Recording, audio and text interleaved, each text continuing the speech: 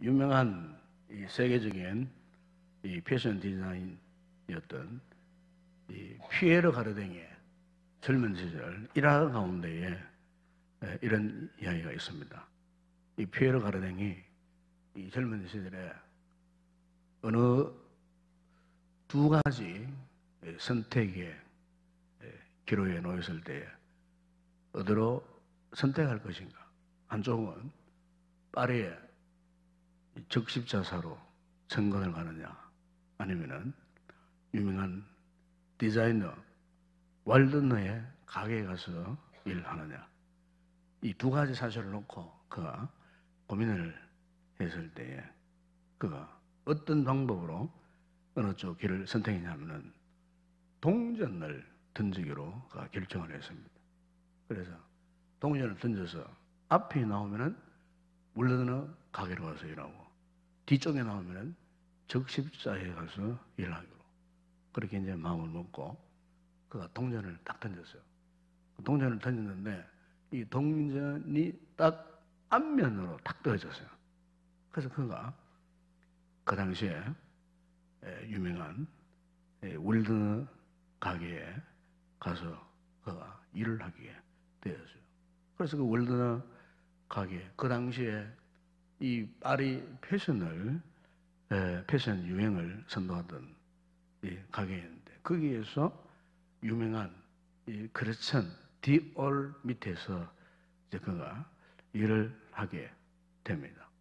그래서 이제 거기서 여러 가지 디자인 기술을 많이 배우고 숙지해서 참 유명한 디자이너로 이제 성장을 했을 때에 이 디올이 죽게 되어서 이 크리스찬 디올이 죽게 되었을 때에 그 가게에 이 후원사였던 이 섬유 공장 사장이 이 피에르 가르댕을 이 크리스찬 디올 후계자로 삼기를 원했어요.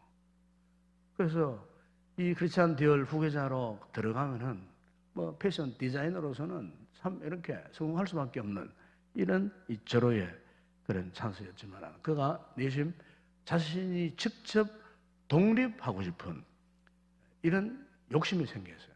그래서 그가 다시 한번 동전을 던지기로 마음먹었어요. 동전을 던져서 앞면이 나오면은 독립회사를 차리고 뒷면이 나오면은 이제 그 후계자로 크리스찬 디올 후계자로 살겠다. 그래 마음먹었는데 동전을 딱 던졌는데 동전이 앞면이었어요. 그 자신이 그때 결단을 했답니다. 나는 내가 독립해서 나 자신의 이 피에르 가르댕의 이 패션을 주도하는 이 같은 삶을 살 것이다. 그렇게 결정을 하고 자신의 그 독립회사를 꾸리기 위해서 그렇게 나갔다는 것입니다. 어느 날 한 신문 기자가 이렇게 물었어요. 당신은 정말 중요한 시기 때마다 어떻게 동전을 던져서 그렇게 바른 선택을 할 수 있었느냐고 그렇게 물었을 때에 이 피에르 가르댕이 이런 유명한 대답을 합니다. 그게 뭐냐면은 어떤 선택이든 일단 결정한 후에는 저는 믿음을 갖고 나아갔습니다.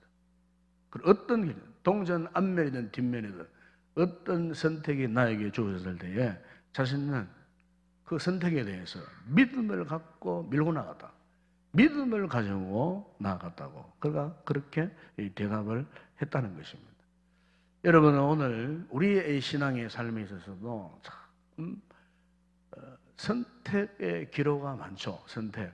내가 무엇을 선택하고 어떻게 살 것인가 하는 이런 선택 앞에서 우리가 때로는 참 고민하고 때로는 혼란스러워하고 염려하기도 하고 내가 어느 길을 선택해야 내가 정말 올바른 삶을 살 것인가 하는 이런 선택할 이런 기회가 우리가 인생을 살다 보면은 막 여러 번 다가오는 것을 우리가 보게 됩니다. 그때가 우리가 어떻게 선택할 것인가?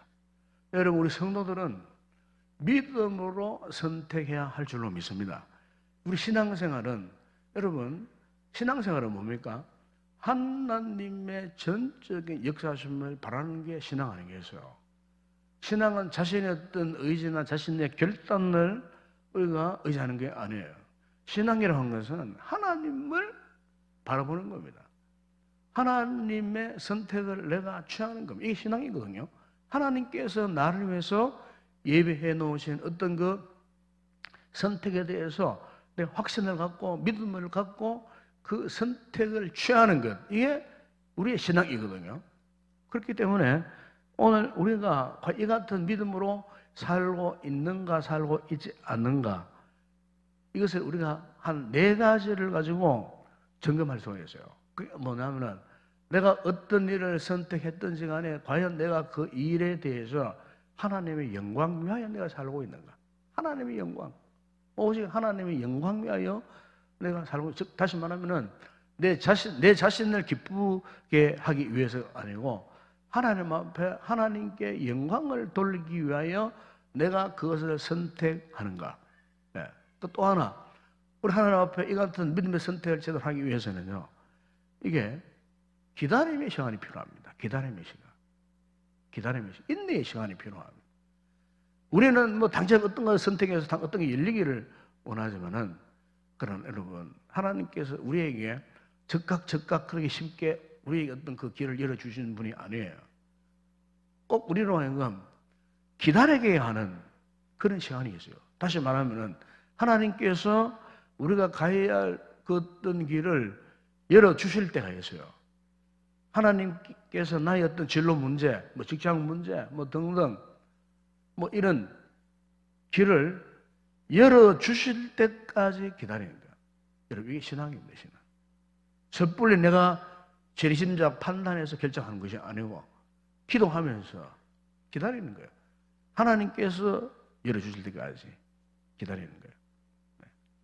그리고 또 하나 방법은, 믿음으로 하는 방법은, 과연 이것이 내가 선택한 것이 하나님의 말씀에 합당한가? 이게 중요한 거거든요. 왜? 모든 하나님의 말씀은 우리의 삶의 규범입니다. 규범. 우리의 삶의 기준이에요. 우리가 어떤 길을 선택해서 나아가는 것도 결국 하나님의 이 말씀의 규범을 따라서, 그 말씀이 우리를 인도함을 따라서, 그래서 그 하나님의 말씀 앞에 지금 내가 선택한 것이 합당한가? 네, 합당한가?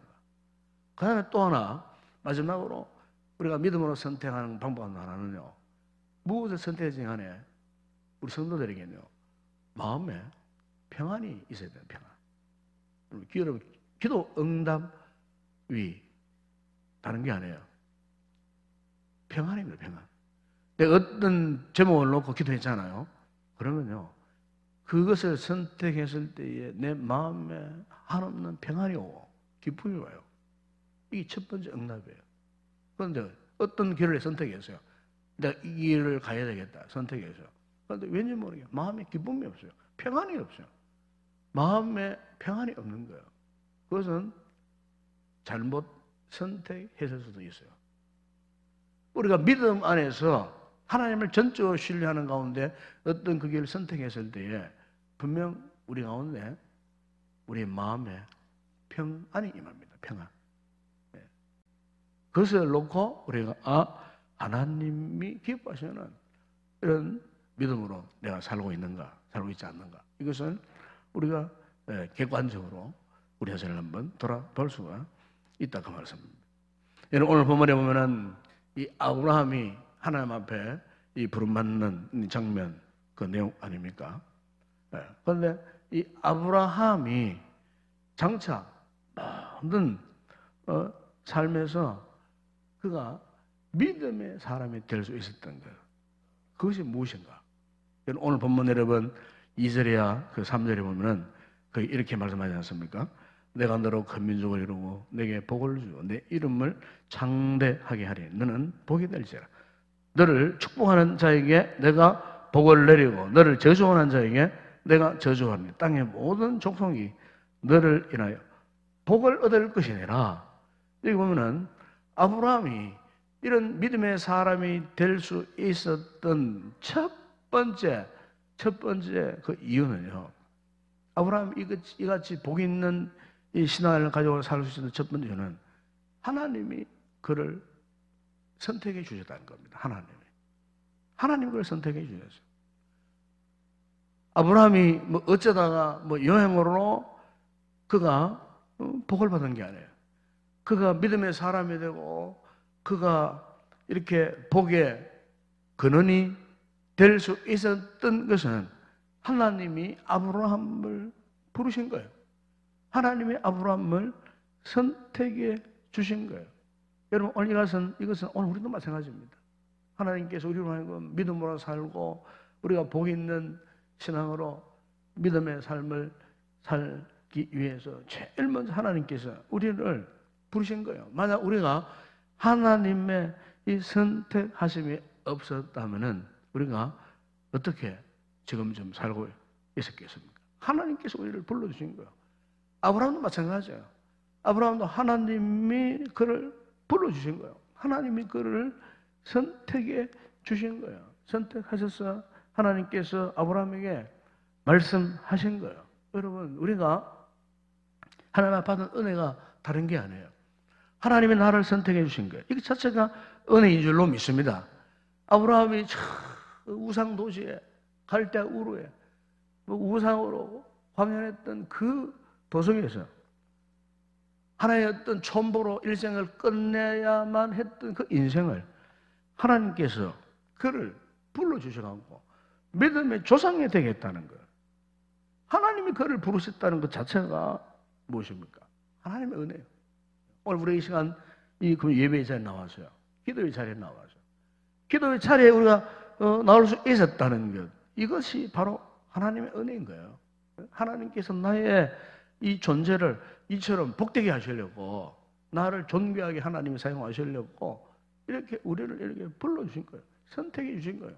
그래서 여러분, 사도 바울이 에베소서 1장 3절에 6절에서 이런 고백을 하지 않았습니까? 창세전에 그리스도 안에서 우리를 택하사 우리로 사랑 안에서 그 앞에 거룩하고 흠없게 하시려고 그 기쁘신 뜻대로 우리를 어떻게 해요? 예정하시고 우리를 불러주셨다고. 하나님께서 우리를 불러주셨어요. 여러분, 우리가 이 신앙이라고 하는 것은 바로 이겁니다. 하나님의 부르심에 대한 확신 속에 살아가는 겁니다. 이 험악한 세상, 정말 우리 인생에 여러 가지 말로 형용할 수 없는 힘들고 어려운 역경들, 그런 문제들, 우리 몸으로 감당할 수 없는 이런 상황을 만났을 때에 대개는 사람들이 흔들리고 때로는 방황을 하게 되시고요.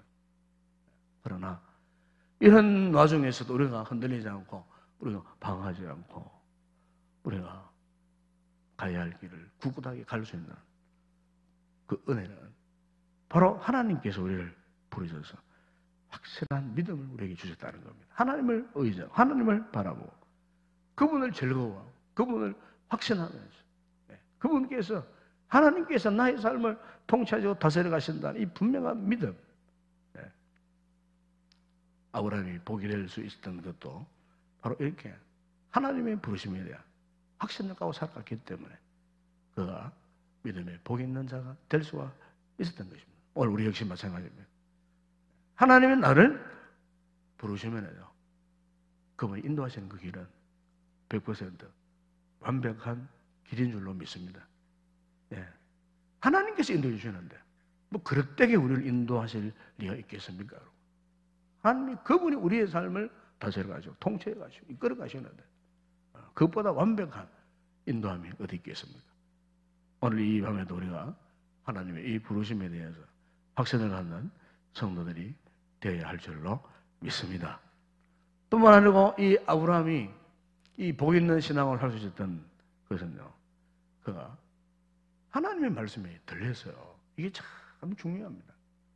하나님의 말씀이 들렸다는 겁니다. 여러분, 오늘 우리의 삶에서도 하나님의 말씀이 들려야 됩니다. 하나님의 말씀을 들을 수가 있어야 됩니다.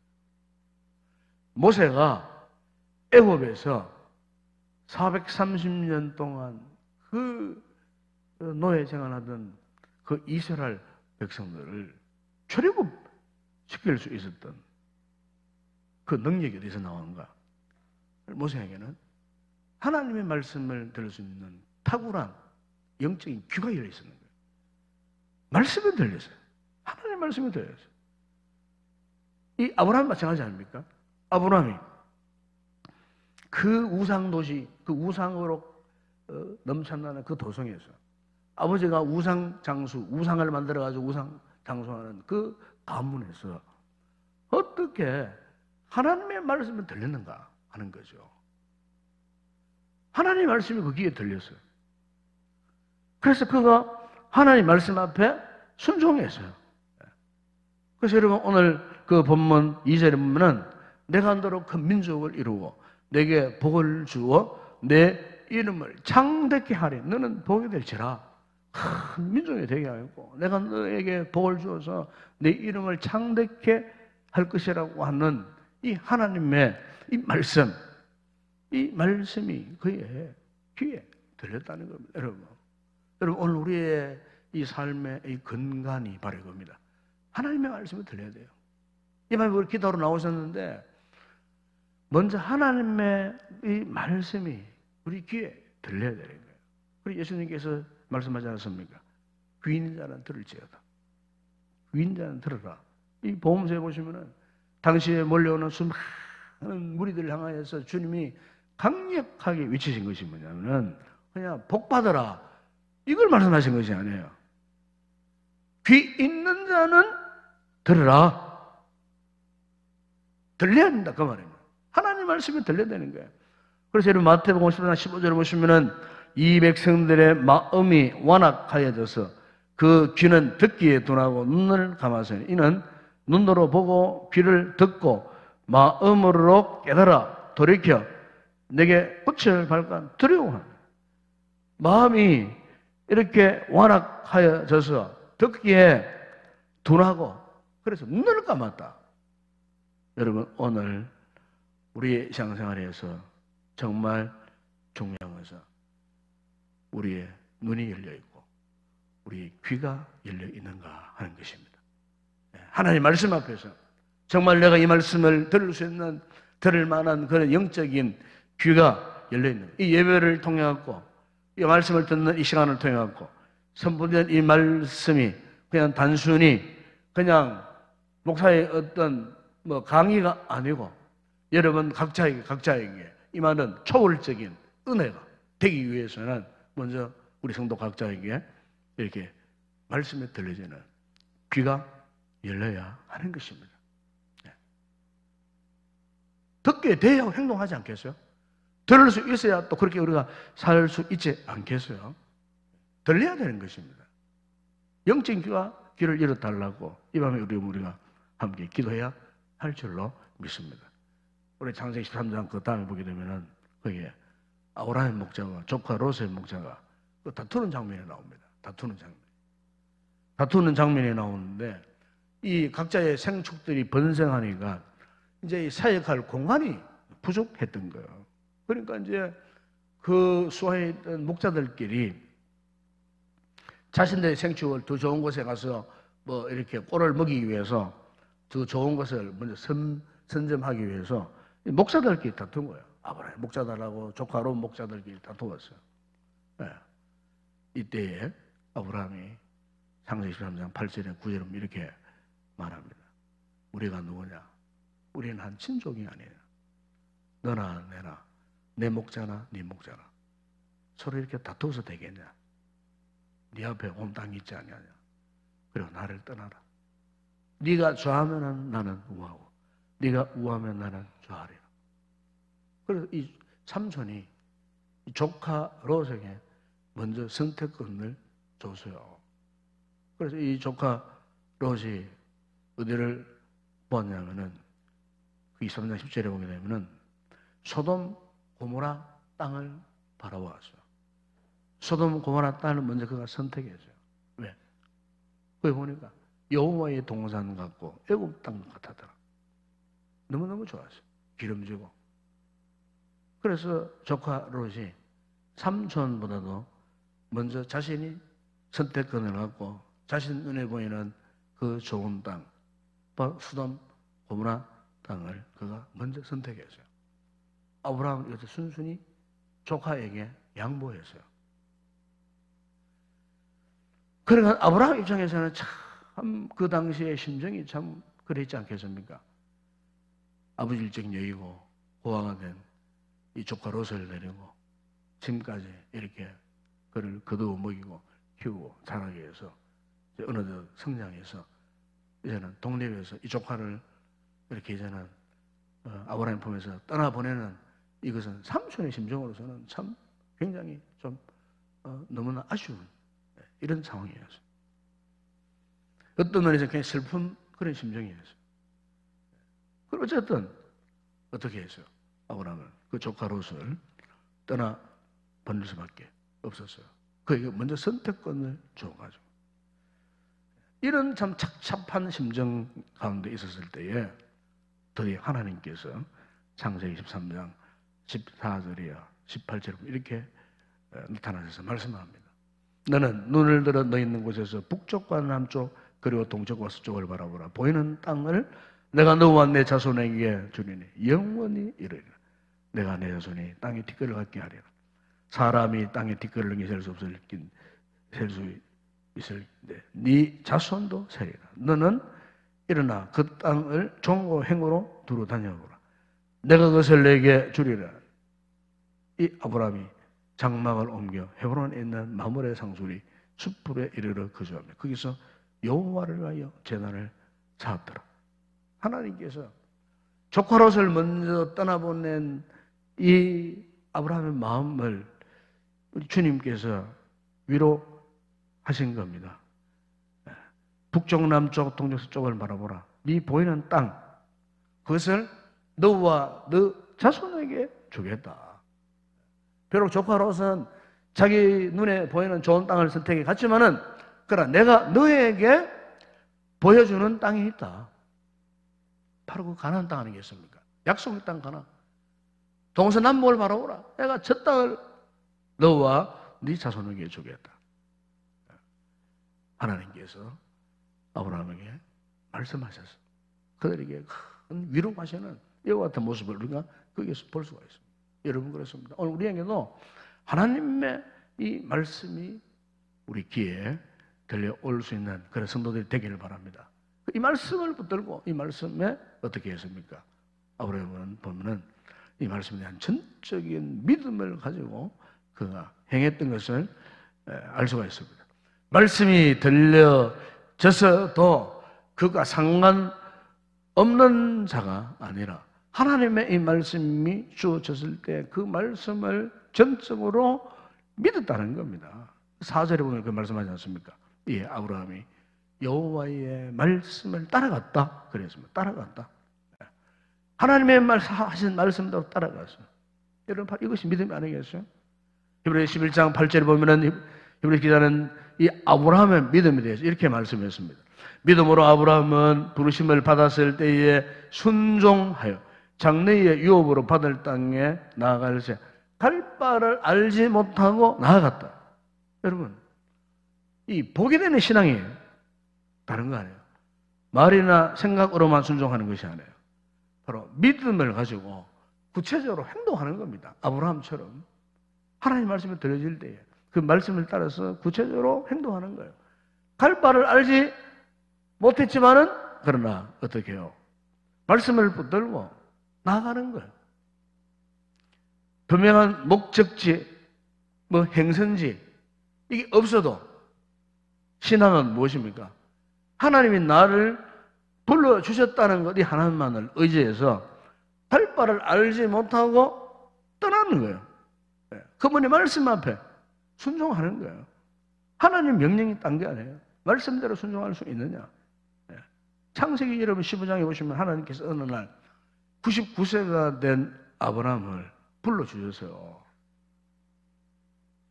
아브라함아 하늘을 바라봐라.